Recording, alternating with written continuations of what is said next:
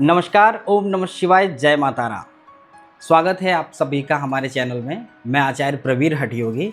मैं आपको बताने जा रहा हूँ चंद्रमा के ऐसे रहस्य जिनको आप अपने जन्म कुंडली के द्वादश भावों के साथ में आप उसे लिंक कर पाएंगे, अच्छे से देख पाएंगे कि आपके जन्म कुंडली में आपके चंद्रमा के क्या फलादेश आते हैं। बहुत ही सरल भाव से और गुप्त सूत्र आपको बताने जा रहा हूँ। सबसे पहले तो आप ये जान लीजिए कि हमारे सौर मंडल में 9 ग्रह हमारे ज्योतिष शास्त्र में बताए गए। सूर्य, चंद्र, मंगल, बुध, बृहस्पति, शुक्र और शनि, ये आकाशीय पिंड में भौतिक रूप से विद्यमान हैं। 2 छाया ग्रह हैं, राहु और केतु।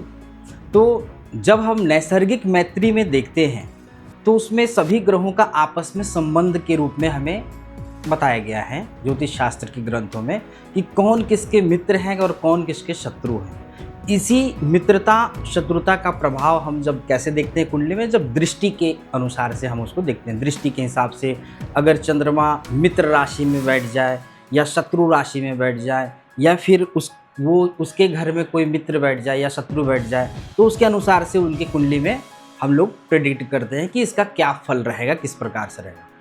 बहुत ही बेसिक सी मैं आपको बात बता रहा हूँ इसमें कि नैसर्गिक मैत्री मंडल में नैसर्गिक मैत्री का जो रहता है 9 ग्रहों का बताया हुआ, उसमें चंद्रमा का कोई भी ग्रह शत्रु नहीं है। चंद्रमा ही एक ऐसा ग्रह है जो कि सभी ग्रहों में किसी से शत्रुता नहीं रखता अपने तरफ से। जैसे मैं अगर अपना इंडिविजुअल बात करूँगा, अगर मैं मान लो मून हूँ तो मेरी किसी से कोई शत्रुता नहीं है। हाँ, किसी और की मुझसे हो सकती है, लेकिन मैं फिर भी उससे शत्रुभाव नहीं रखता हूँ। ये है असली रहस्य चंद्रमा का।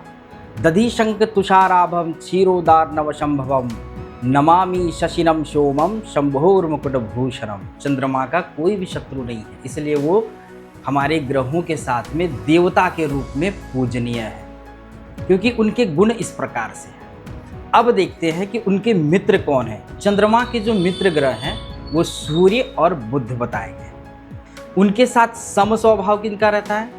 मंगल, गुरु, शनि, शुक्र, इन सब के साथ में इनका सम भाव रहता है। सम स्वभाव मतलब कि सम आपने कैसा समझना है कि उससे उनको कोई दिक्कत नहीं है। अगर चंद्रमा इन राशि के ग्रहों के साथ में बैठेंगे या उनके घर में विद्यमान होंगे तो इनके वजह से यानी मून की वजह से उस घर को डिस्टर्बेंस नहीं होगा। अब उदाहरण आपको मैं समझाता हूँ कि ये कैसा फंक्शन करता है कुंडली में। मान लीजिए कि सिंह राशि है, सूर्य की राशि है। अब उसके घर में यदि शत्रु राशि, सूर्य के शत्रु कौन हो गए? शनि। तो शत्रु राशि शनि अगर वहाँ पे आके विराजमान हो जाए तो फलों में कमी होगी, उस भाव से संबंधित फलों में दोष लग गया। लेकिन वहीं अगर हम देखेंगे कि मान लीजिए कि कुंभ राशि है, अब कुंभ राशि में यदि चंद्रमा आकर के विराजमान हो जाए तो इंडिविजुअल चंद्रमा उस भाव को कुछ नुकसान नहीं पहुंचाएंगे। इसका अर्थ आपने कैसा समझना है कि चंद्रमा आपकी कुंडली में कहीं भी हो, वो अपने कारण से नुकसान आपको नहीं दे रहे हैं। ये इस बात को आपने ध्यान में रखना। अगर कब? वो जब अकेले हो। अब एक बात मैं आपको बता दूं कि जिस प्रकार से चंद्रमा का कोई भी शत्रु नहीं है, लेकिन 3 ग्रह ऐसे हैं जो चंद्रमा को अपना शत्रु मानते हैं। अब चंद्रमा के लिए सब मित्र ग्रह में हमने क्या बताया कि बुध, लेकिन बुध चंद्रमा को अपना शत्रु मानते हैं। शनि चंद्रमा को अपना, उनके स्वभाव के कारण से ही शत्रुता हो जाती है। शनि के शत्रु राशि में, शनि के जो नैसर्गिक में है उसमें शत्रु में चंद्रमा आते हैं। क्यों? क्योंकि शनि का स्वभाव है कि उससे शुभ कारक ग्रह, चंद्रमा शुभ ग्रहों में आते हैं तो वो पीड़ित हो जाते हैं, उनका स्वभाव है। तीसरे ग्रह होते हैं शुक्र। शुक्र भी चंद्रमा को अपना शत्रु मानते हैं। अब ये जो है, जिस प्रकार से मैंने मित्रता और शत्रुता की बात बताई, अगर चंद्रमा बुध की राशि में विराजमान हो तो वो इंडिविजुअल कोई नुकसान नहीं देने वाले, लेकिन बुध अगर चंद्रमा के राशि में विराजमान है तो वो आपके लिए शत्रु के समान फल देने वाला है। इस प्रकार से आपने इस गणना को देखना है। अब हम समझते हैं कि चंद्रमा जो है जन्म कुंडली के 12 भाव होते हैं। 12 भाव, 12 अलग अलग प्रकार के फल देने वाले। सबसे बेसिक मैं आपको बताता हूँ कि लग्न भाव जो कुंडली का पहला भाव रहता है, यदि वहाँ पे चंद्रमा स्थित हो, देखो इन सभी का फलादेश अगर पर्टिकुलर वाइज अगर हम लोग देखेंगे कि पहले भाव में चंद्रमा का फल जब हम विचार करेंगे ना, तो इसमें हमें 12 की 12 राशियों के हिसाब से देखना पड़ेगा। लेकिन एक बार मैं समराइज बताता हूँ कि पहले चंद्रमा द्वादश भाव में ओवरऑल क्या फल देते हैं। इसके बाद में हम क्या है ना पर्टिकुलर एक एक भाव में विभिन्न राशियों का भी जानेंगे। जैसे प्रथम भाव पहला फर्स्ट हाउस हो गया, तो फर्स्ट हाउस में 12 की, जैसे फर्स्ट हाउस आपका फर्स्ट हाउस हो सकता है वो कर्क का हो सकता है वो वृष का हो, तो उसके अनुसार से फलों में परिवर्तन आएगा। ये पूरा डीपली एक अलग सेक्शन है, ओके, इसमें भी हम चर्चा करेंगे आगे अपकमिंग वीडियोस में। इसमें आप ओवरऑल समझ लीजिए कि कुंडली के द्वादश भाव में चंद्रमा किस प्रकार से अपना फल देते हैं भाव के हिसाब से। अब जब हम भाव के हिसाब से देखते हैं ना, तो उसको हम लोग उस भाव के कारक ग्रहों के साथ में इंटरलिंक करके देखते हैं, ठीक है। अब समझिए, जन्म कुंडली का प्रथम भाव, पहला घर, आपका शरीर, आपका आत्मा, आपका इम्यून सिस्टम, आपकी इच्छा, आपकी आत्मशक्ति और आपके लाभ हानि और आपका स्वरूप, इन सभी चीज़ों को दर्शाता है।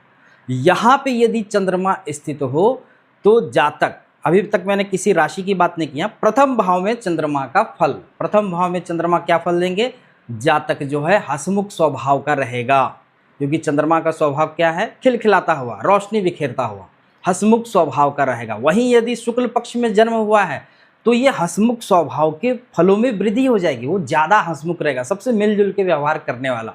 दूसरा, लगन का चंद्रमा वाला जातक धनी होता है, उसके पास में धन वैभव सुख जन्म से ही उसको सारी सुविधाएं मिलनी शुरू हो जाती, कमी नहीं रहती है। लगन का चंद्रमा चंचल स्वभाव का रहेगा, यानी उसमें चंचलता रहेगी, एक जगह पे रुकने का उसका मन नहीं रहेगा, यात्रा प्रेमी रहेगा। लगन का चंद्रमा यात्रा प्रेमी रहेगा।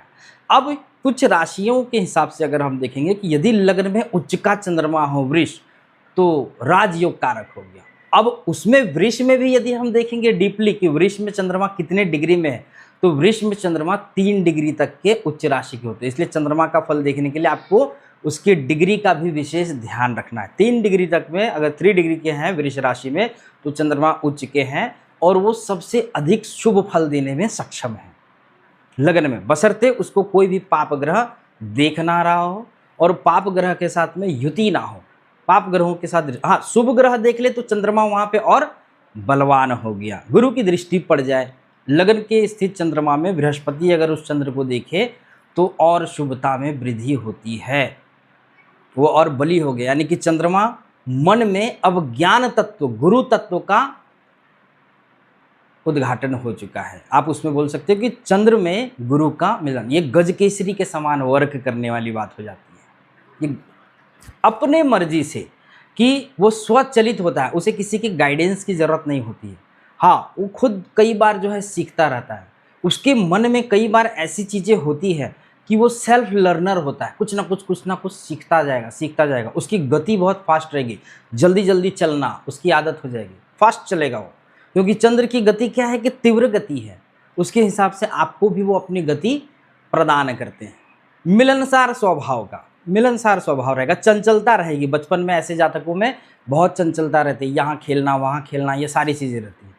अब आते हैं हम लोग बात सेकंड हाउस में, कुटुंब का भाव, धन का भाव, वाणी का भाव। सेकंड हाउस हमारा क्या रहता है, कुटुंब, धन, वाणी, ये 3 चीज़ों को मुख्य रूप से वहाँ से आपने लेना है।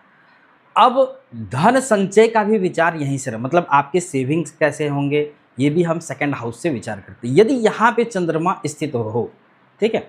अब चंद्रमा सेकंड हाउस में क्या है कि जातक जो है कला का प्रेमी होगा, कला प्रेमी, उसे बहुत सारी चीज़ें, सिंगिंग करना, भले उसकी आवाज़ अच्छी हो नहीं हो, वो बाकी ग्रह बुध पे डिपेंड करता है कि वो किस प्रकार से। अगर कंपोजर, तो वहाँ पे अगर कंपोज करने वाला चाहिए तो फिर उसको बृहस्पति का भी अच्छा होना ज़रूरत है, लेकिन इच्छा तो रहेगी, लेकिन वो उस चीज़ को परफेक्टली कर पाने में सक्षम नहीं होगा। अगर उसे सिंगर बनना है तो, लेकिन उसका मन है, क्यों, सेकंड हाउस है किस चीज़ का, वाणी का, तो उसको सिंगिंग की तरफ में ध्यान जाएगा। लेकिन बाकी के ग्रह यदि बलवान है तो सिंगर जरूर बनेगा, लेकिन मन उसका वहीं पे रहेगा। दूसरा, कुटुंब का भाव है, तो चंद्रमा जब कुटुंब के भाव में रहते हैं तो अपने स्वजनों को लेकर के एक इमोशनल अटैचमेंट बना रहता है। अपनी मतलब रहती है कि हाँ, मैं इमोशनली, अगर किसी को कुछ भी होता है तो आप सबसे पहले आपको इम्पैक्ट पड़ेगा, आप भावुक हो जाएंगे, कैसे क्या हो गया, कहाँ कुछ ज़्यादा कुछ प्रॉब्लम तो नहीं हो गया। इस प्रकार से कुटुंब के न्यूज़ वगैरह को लेकर के ज़्यादा भावुक बनाता है। धन संचय अच्छा हो पाता है, धन संचय अच्छा होगा सेकंड हाउस में चंद्रमा, क्योंकि आपका मन ही वही है तो आप अच्छा सेविंग कर पाएंगे। और उसमें जो है मनी का मूवमेंट भी उसमें ज़्यादा होता है, क्योंकि चंद्रमा कैसा है कि वो चलायमान है, तो धन आएंगे धन जाएंगे भी, धन सेविंग भी होंगे, क्योंकि आपका मन वहाँ पे है। मनी का फ्लो, मनी का ट्रांजेक्शन्स वगैरह अच्छा खासा होता है। थर्ड हाउस में चंद्रमा, तृतीय भाव, पराक्रम का, भाई बहन का होता है और अपने आत्मबल का, आत्मशक्ति का रहता है थर्ड हाउस। यदि यहाँ पे चंद्रमा स्थित हो और साथ में यदि उस जातक का मंगल बलवान है, तो विशेष रूप से वो उसे अपना बोल सकते हैं एथलीट्स वगैरह में जाना चाहिए, कुश्ती वगैरह करना चाहिए, क्योंकि ये जातक का शरीर से ज़्यादा उसको पराक्रम में उसमें मन लगेगा। तो थर्ड हाउस का चंद्रमा पराक्रम में वृद्धि करता है, यात्राओं से विशेष लाभ देता है, क्योंकि वहाँ से चंद्रमा का जो दृष्टि रहेगा वो नवम भाव रहता है, यात्राओं को लाभ देने वाला। थर्ड हाउस का चंद्रमा धार्मिक चीज़ों में भी वृद्धि करते हैं, यानी कि आपको धार्मिक बनाएंगे स्वभाव से, आप धार्मिक स्वभाव के, पूजा पाठ करने वाले और धर्म को लेकर चलने वाले, सत्य को मानने वाले। और भाग्य पर चंद्रमा शुभ ग्रह है, तो थर्ड हाउस की चंद्रमा की दृष्टि भाग्य पे रहती है, तो जहाँ भी आपको भाग्य की सपोर्ट की ज़रूरत रहती है, तो यहाँ पे मून आपको सपोर्ट करता है। जैसे ही आप अपने भाग्य का ध्यान करेंगे, थर्ड हाउस के चंद्रमा वाले, उनका भाग्य का इमीडिएट सपोर्ट मिल जाएगा कि yes I am with you. Luck जिसको बोलते हैं ना, लक के ऊपर में मून की दृष्टि कितना, मतलब लक का भाव, नवम भाव कौन सा भाव रहता है? भाग्य का भाव रहता है। नवम भाव से हम लोग क्या देखते हैं कि भाग्य उदय कब होगा, धार्मिक यात्राएं, यात्रा, मान सम्मान, सुख, ये सभी चीज़ों को हम लोग नवम भाव से देखते हैं, वहाँ पे हमें एक सपोर्ट मिलता है। ठीक है। अब फोर्थ हाउस में चंद्रमा जो है ना, जन्म कुंडली के द्वादश भाव में चौथे भाव के कारक कहे गए। फोर्थ हाउस के कारक कौन है ना? चंद्रमा। अब चंद्रमा फोर्थ हाउस में कैसा फल देंगे कि फोर्थ हाउस हमारा सुख का रहता है, इमोशंस का रहता है, तो वहाँ पे आप इमोशंस के साथ में अपने फैमिली से जुड़े रहेंगे, बहुत इमोशनल स्वभाव रहेगा और किसी को आप ज़्यादा तकलीफ़ देना पसंद नहीं करेंगे।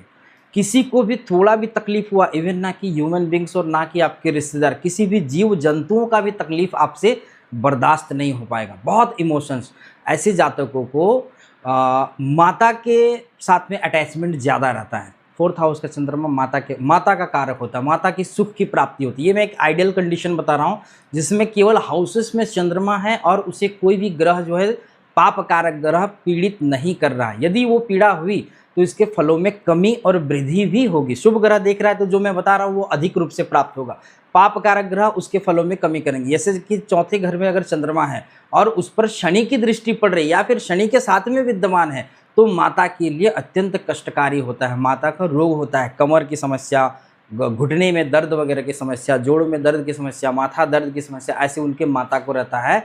और जैसे उनके माता को रोग होना शुरू होता है, जातक की भी मानसिक परेशानी वृद्धि होने लगती है। चंद्रमा को कोई भी पाप ग्रह यदि थोड़ा भी देखा तो चंद्रमा सबसे सेंसिटिव प्लैनेट्स में आता है। सबसे ज़्यादा तकलीफ मून को होती है, मन को होता है।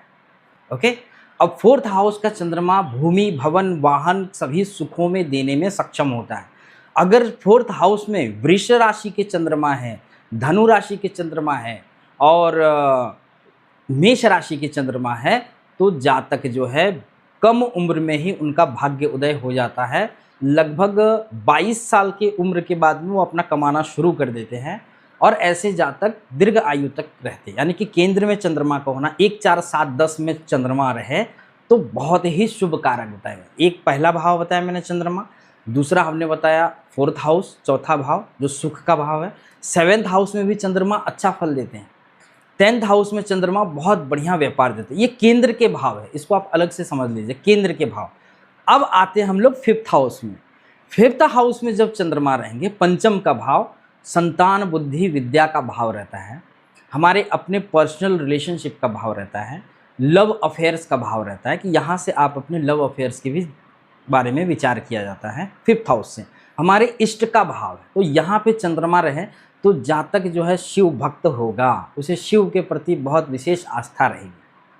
पंचम भाव में चंद्रमा, ये पहला गुण सूत्र आप समझ लो कि यदि आपका फिफ्थ हाउस में चंद्रमा है और आपका भगवान शिव के प्रति आध्यात्म में विशेष जागरूकता है, उनका ध्यान करते हो, उनके मंत्रों का जाप करते हो, तो आप बिल्कुल सही दिशा में। यदि आपके फिफ्थ हाउस में चंद्रमा है और अभी तक आप भगवान शिव का आराधना, भगवान शिव जी की आराधना, उनके मंत्रों का जाप, मृत्युंजय मंत्र का जाप नहीं कर रहे हो, तो अभी से ही आपने शुरू कर देना है, ताकि वो और अच्छे से फल देने लगे। 5th हाउस के चंद्रमा को कंट्रोल करना, अपने बैलेंस में लेकर के चलना, भगवान शिव की आराधना, उपासना, उनके मंत्रों का जाप, उनका अभिषेक, जलाभिषेक, पंचामृत से अभिषेक और पुष्प अर्पण करते जाना है। बहुत बढ़िया फल देंगे वो। यहाँ तक कि चंद्रमा को अभी तक कोई दिक्कत नहीं था। अब आते हैं, जैसे ही हम लोग 6th हाउस में आएंगे ना, वहाँ पे दिक्कत देना शुरू करता है। लेकिन 5th हाउस को पहले आप समझ लीजिए। 5th हाउस में चंद्रमा शिव भक्त के साथ में विद्या के क्षेत्र में विशेष आपको लाभ देता है। विद्या के क्षेत्र का विशेष लाभ प्राप्त होता है और ज्ञान की प्राप्ति जो है विदेशों में भी हो सकती है। 5th हाउस के चंद्रमा वालों को फॉरेन में जाकर के पढ़ने का या तो उच्च शिक्षा का, इस प्रकार की चीज़ें, हायर एजुकेशन का भी प्राप्त होता है। संतान में स्त्री कारक है, तो पहले उनको कई बार जो है कैसा संतान कारक किए कि संतान जो है उनके चंचल रहेंगे, स्वभाव उनका चंचलता अधिक रहेगी, अच्छे होते, दिखने में भी सुंदर रहेंगे, गोलू मोलू जैसे बच्चे होते हैं उनके। सब 5th हाउस के चंद्रमा यदि कोई पाप कारक ग्रह ना देख रहे हो तो अच्छा फल देता है। संतान के लिए योग कारक, संतान उसके जल्दी बीमार नहीं पड़ते। 5th हाउस का चंद्रमा है, कोई पाप ग्रह नहीं दिख रहा है तो उनके बच्चे जल्दी बीमार नहीं पड़ेंगे। इस प्रकार से चंद्रमा का प्रोटेक्शन वहाँ 5th हाउस में प्राप्त होता है। वहीं अगर 5th हाउस का पीड़ित चंद्रमा है तो संतान को ही सबसे ज़्यादा बाधा होगी। आप बच्चों को लेकर के सबसे अधिक परेशान रहेंगे, उनका इलाज चलता रहेगा, कुछ ना कुछ दवाइयाँ चलती रहेंगी, सर्दी जुकाम बुखार ऐसी चीज़ें होती रहती हैं। चंद्रमा 5th हाउस में इस प्रकार से रिजल्ट देते हैं और आपका पूरा मन डायरेक्ट, चाहते हुए ना चाहते हुए, ये बच्चों को ऐसा ना हो जाए, बच्चों को ऐसा, इस प्रकार की चीज़ होती है। और वहीं विद्या के क्षेत्र में भी विपरीत फल आने लग जाएगा कि उसमें बाधाएं उत्पन्न होने लगती है, बार बार एग्जाम्स देना पड़ सकता है, सब्जेक्ट में एक आधे सब्जेक्ट में फेल्योर्स भी आते हैं, एजुकेशन सेक्टर में हर्डल्स आने लगते हैं। इसका विपरीत फल आपको मिलने लगता है चंद्रमा का। और यहाँ तक के चंद्रमा का हमने चर्चा किया, यहाँ तक के 5th house, 1st, 2nd, 3rd, 4th, 5th तक चंद्रमा ठीक है। अब जैसे ही चंद्रमा 6th हाउस में अगर किसी की कुंडली में है तो 6th हाउस होता है रोग का भाव, कष्टों का भाव। वहाँ पे चंद्रमा पीड़ित हो जाते हैं क्योंकि शुभ ग्रह त्रिक भाव 6, 8, 12 इन भाव में यदि आ जाए तो वो अपना शुभत्व खो देते हैं, उन्हें पीड़ा होने लगती है। अब उसके प्रति के परिहार के नियम अलग है कि 8th हाउस का चंद्रमा हो, 6th हाउस का चंद्रमा हो, कृष्ण पक्ष का जन्म हो, दिन में हो जाए, शुक्ल पक्ष का जन्म हो, रात्रि में हो जाए, तो उसके प्रभाव में थोड़ी कमी और अधिकता होती है, यानी कि उसका साइड इफेक्ट कम होगा, ज़्यादा होगा, लेकिन इफेक्ट रहेगा। 6th हाउस का चंद्रमा शत्रुओं से घिरा रहता है, रोगों से घिरा रहने वाला। 6th भाव में चंद्रमा है तो कई बार उसकी दशा अंतरदशा के अंतर्गत में रोग होते हैं, छाती संबंधी रोग होता है, लंग संबंधी प्रॉब्लम होती है, श्वसन क्रिया संबंधी प्रॉब्लम्स होते हैं, जल संबंधी विकार होता है, इस प्रकार की चीज़ें उसमें होती है। सूजन वगैरह होना, बॉडी में स्वेलिंग वगैरह हो जाना, ये चंद्रमा 6th हाउस का इस प्रकार से फल देते हैं। 7th हाउस का चंद्रमा 7वें घर में, 7वां भाव जो होता है हमारा, ये दाम्पत्य जीवन का रहता है, हमारे व्यापार का, हमारी पर्सनल जो रिलेशनशिप रहते हैं दाम्पत्य का, उससे संबंधित है। अब यहाँ पे चंद्रमा जो है फल किस प्रकार से देते हैं कि 7th हाउस में चंद्रमा जो है ये मन को वहाँ पे चंचलता देते हैं, पर स्त्री पर पुरुष के गमन की ओर आकर्षित करते हैं। 7th हाउस में मून रहेगा तो मल्टी अफेयर्स का भी कई बार योग बनता है। यदि उसको शुभ ग्रह देख रहे हैं कुंडली में और इस प्रकार के दोषों का परिहार कुंडली में स्वतः हो जा रहा है तो परिणाम थोड़े कम होंगे कि जो चीज़ें होनी रहती है वो बचपन में ही, जिस प्रकार से school college okay tata bye bye, बस उतने तक लिमिट रहता, लेकिन होता जरूर है। ये 7th हाउस का चंद्रमा 7th हाउस से संबंधी चीज़ों में अटका रहेगा, मन आपका वहीं पे रहेगा। 7th हाउस हमारा काम का भाव है, इसलिए 7वें घर का चंद्रमा उसी के चीज़ों में ये रहता है। 7वें घर का चंद्रमा रहने से कई बार व्यक्ति इन्हीं चीज़ों के पीछे घिर करके अपना संपूर्ण आयु भी बर्बाद करता है, अपने लक्ष्य को भूल जाता है क्योंकि वो सप्तम में चला गया। इस प्रकार से वो चंद्रमा 7th हाउस का डिस्टर्ब बना गया है और वहीं पे पाप कारक ग्रह अगर दृष्टि अगर उसको डाल रहे हैं तो 7th हाउस का चंद्रमा डाइवोर्स वगैरह भी करवा देगा। अगर वहाँ पे चंद्रमा स्थित है, पाप कारक ग्रह शनि उसको देख लिया या राहु के साथ मिश्र हो गया, चंद्र ग्रहण योग लग गया, तो वहाँ जीवन साथी को अनेक प्रकार के रोग प्रदान करता है। लाइफ पार्टनर आपका हमेशा बीमार रहेगा और चंद्र संबंधी समस्याओं से अधिक पीड़ित रहेगा। चंद्र संबंधी समस्या क्या होगी कि छाती संबंधी रोग, मानसिक संबंध समस्या, चिड़चिड़ापन वगैरह होना, बहुत ज़्यादा एक दूसरे के प्रति में इस प्रकार से भाव रखना कि जैसे एक दूसरे को क्षणिक काल के लिए बहुत अधिक शत्रु मान लेना और तुरंत से चीज़ों को बैलेंस हो जाना, ये इस प्रकार से ये फल देता है।